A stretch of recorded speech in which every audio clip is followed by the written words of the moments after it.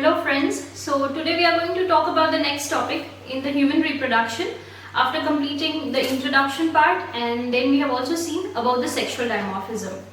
Now we will begin with the male reproductive system as our next topic. Now as you see, I have drawn like a male reproductive system on the board, and what does male reproductive system consist of is what I have written on this side. Now you can see that male reproductive system consists mainly of, the main organ of male reproductive system is this paired testes, which leads to, you can say that, the accessory ducts. Now what do you mean by accessory ducts? There comes out retitestes, then vasa efferentia, then you can say that it comes as epididymis, then from epididymis is this structure. And when you talk about this retitestes and vasa efferentia, they are located inside the testes. You will see that when we will study about the detailed structure of the internal part of the testes. Okay, so here is a testes, and from there arises, you can say, retitestes. From retitestes, you can say it arises vasa efferentia. It leads to epididymis. Now you can see that this covering over it, this is what I am talking about right now. This structure is known as epididymis. Epididymis will lead to this tubule. You can see this tubule on both the sides, right? So this tubule is known as vas deferens. It is known as vas deferens.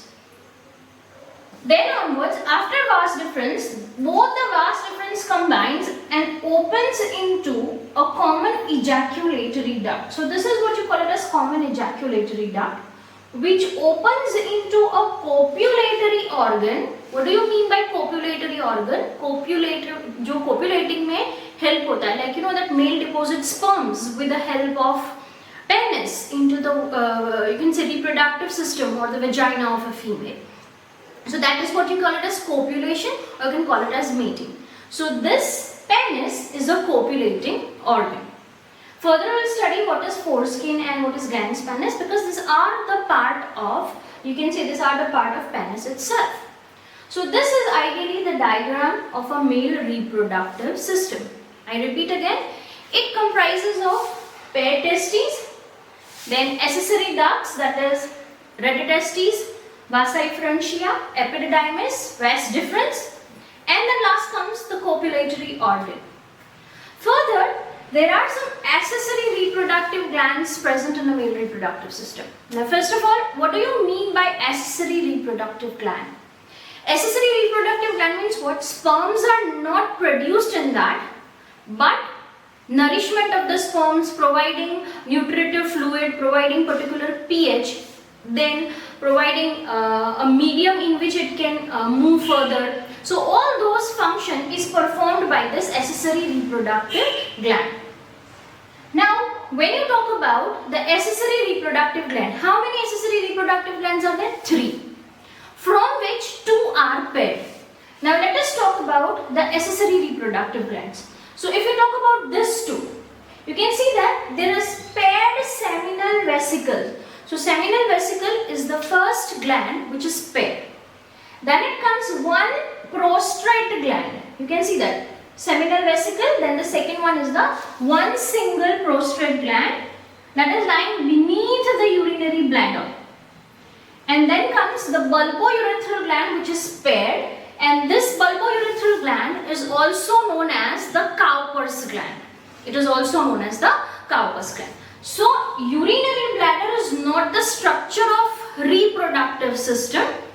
Remember that it is an organ which is of the excretory system. But here, as the in male, urinary tract and the genital tract is common. We call it as urinogenital tract. So we call it as, we are putting it over here, the urinary bladder also.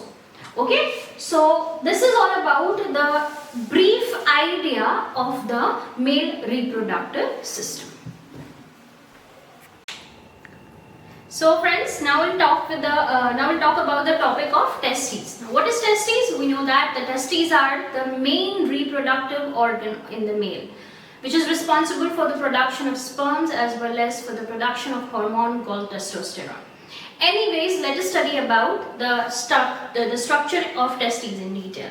Now we know that these are paired structures, oval in shape, and the length is 4 to 5 centimeter and the width is 2 to 3 centimeter.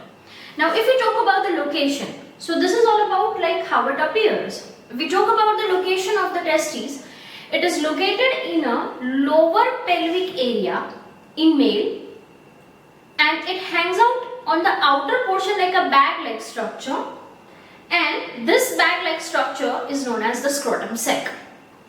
Now, why is it located over there? What is the function of scrotum sac? I'll write over here that it is responsible for thermoregulation. That means what? It gives or it provides suitable temperature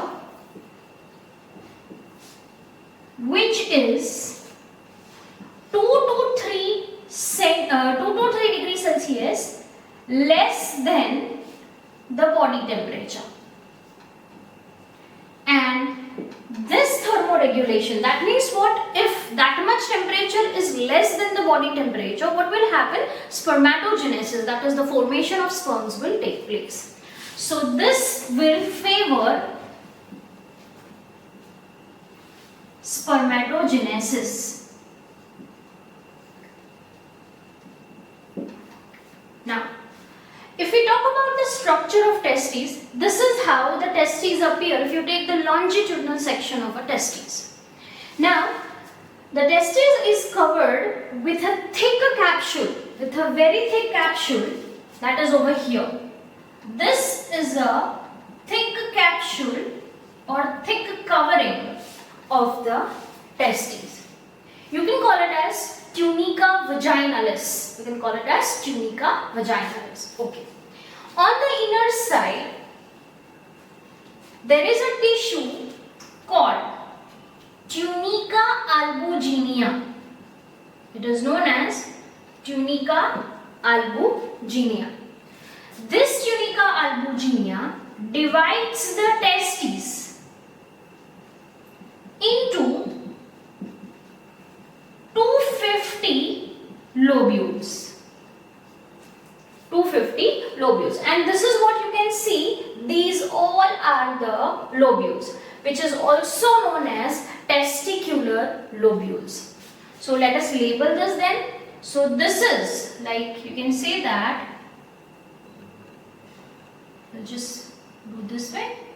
So this is what you call it as testicular lobules.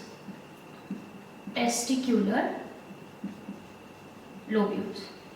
You can also call it as the testes is divided into 250 compartments by a tissue called or a layer of a testes, what you call it as tunica albuginea.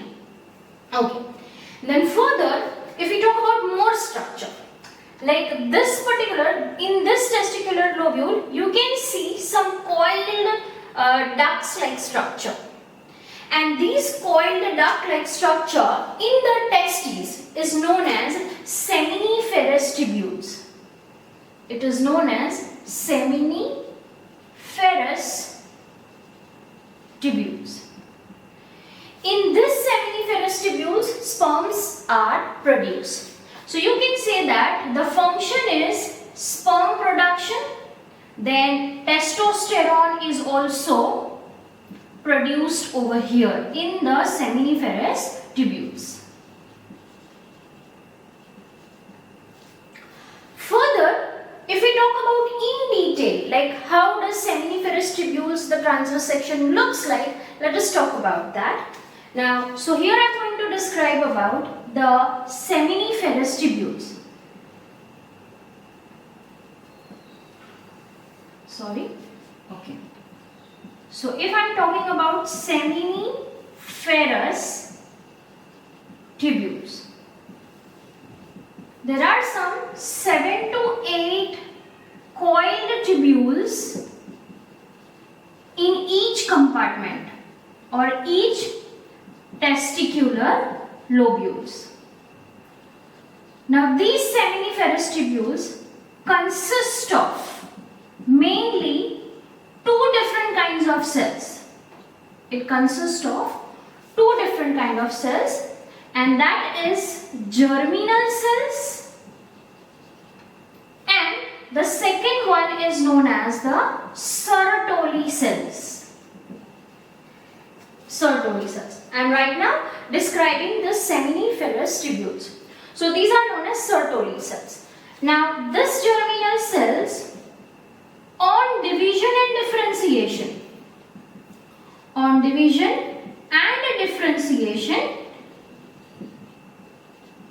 it produces sperms. Whereas the Sertoli cells are responsible for the for providing, you can say that it provides nourishment to the sperms. Nourishment to sperms.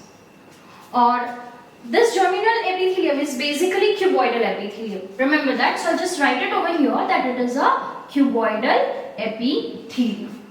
And Sertoli cells are present amidst them, and which provides nourishment to the sperms. Okay.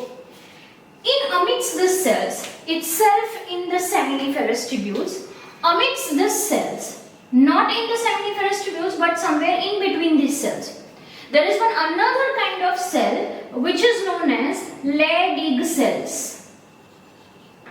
It is known as Leydig cells. This Leydig cell is also called as interstitial cell. It is also known as interstitial cells. And the function of these interstitial cells is the production of testosterone hormone. So it produces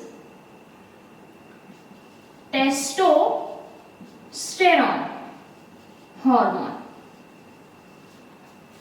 So this is what we have talked about the seminiferous tubules.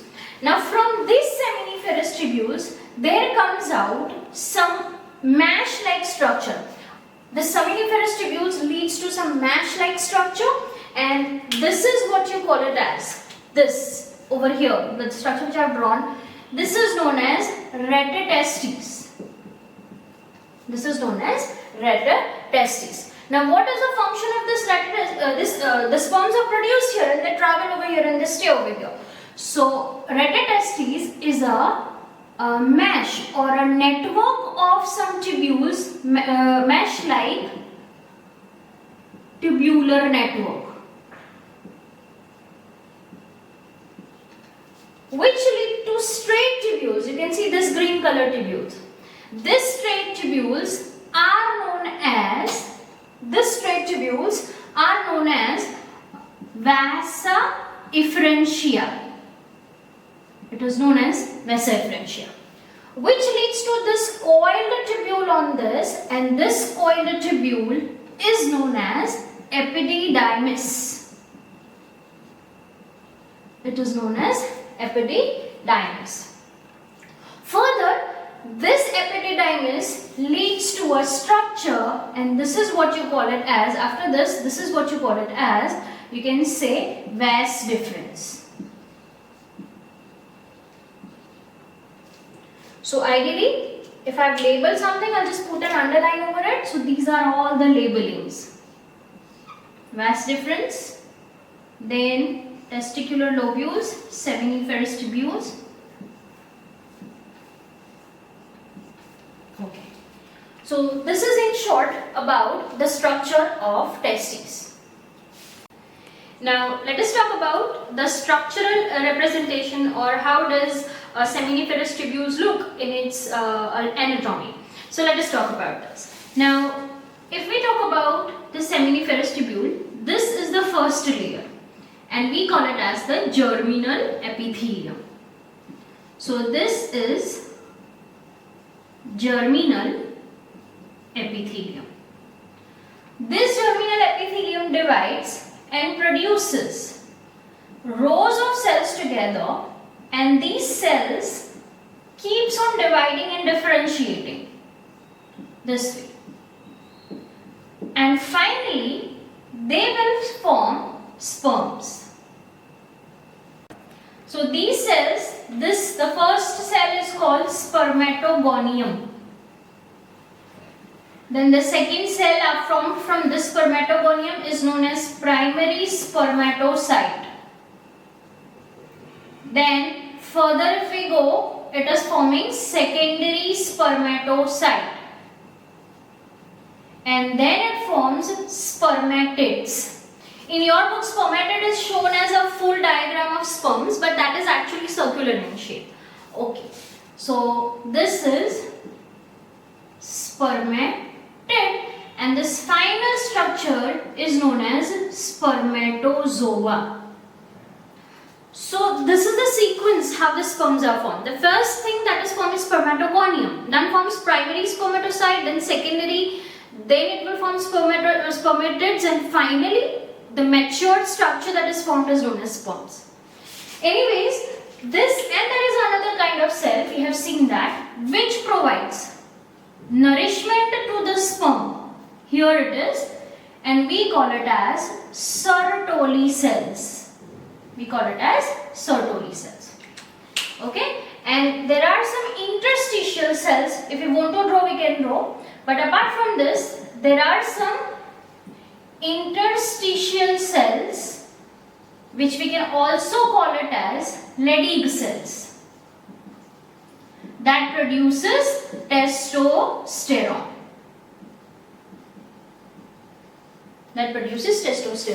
Hormone. So these are the cells which are included. So exactly if you see, where is this interstitial cell located? So this interstitial cell is located somewhere in between the germinal cells and the Sertoli cells. Okay.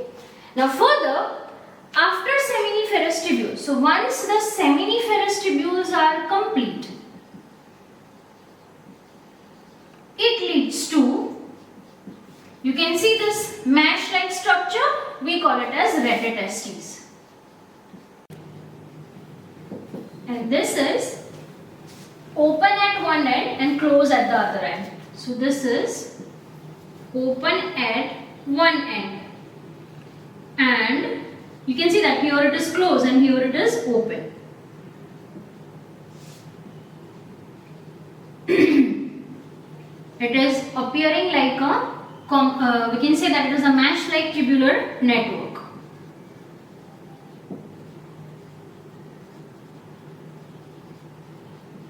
Further, this retitestes leads to the straight tubules-like structure. We call it as vasa efferentia. So it leads to vasa efferentia. You can say that it is a straight tubules.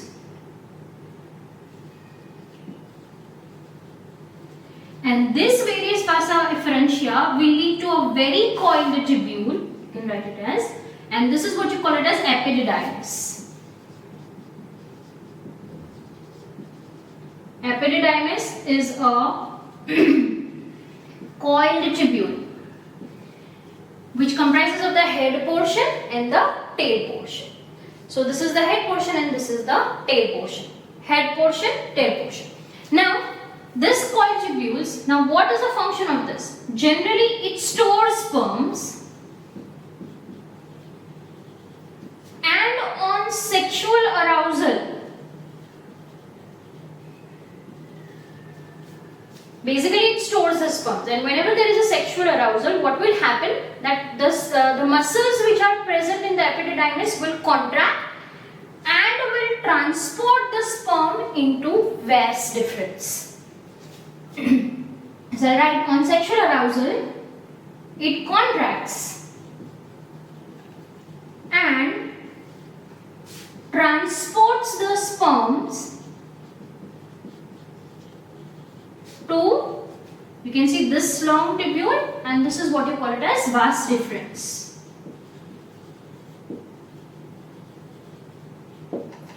So giving you a quick revision, first this is a thick capsule which is surrounding the layer, then comes the lobules of tunica albuginea that divides the testes into 250 lobules, and this each lobule is known as a testicular lobule, inside which the seminiferous tubules is present. This seminiferous tubules will produce sperms and hormone testosterone. Further, it will lead to a match-like structure called retitestes, which will lead to you can say that straight tubules, which you call it as vasa efferentia. These vasa efferentia will lead to coiled tubules with head and tail portion called epididymis, and this epididymis will lead to this tubule, which you call it as vas deferens. And what is the function of vas deferens? It transports the sperms. So then onwards, let us write further over here. It leads to vas deferens, and you can say that the function is to transport sperms. And this whole portion from the retitestes to the vas deferens, you can say this much portion is what you call it as the accessory duct. Accessory duct. So this is all about the structure of testes.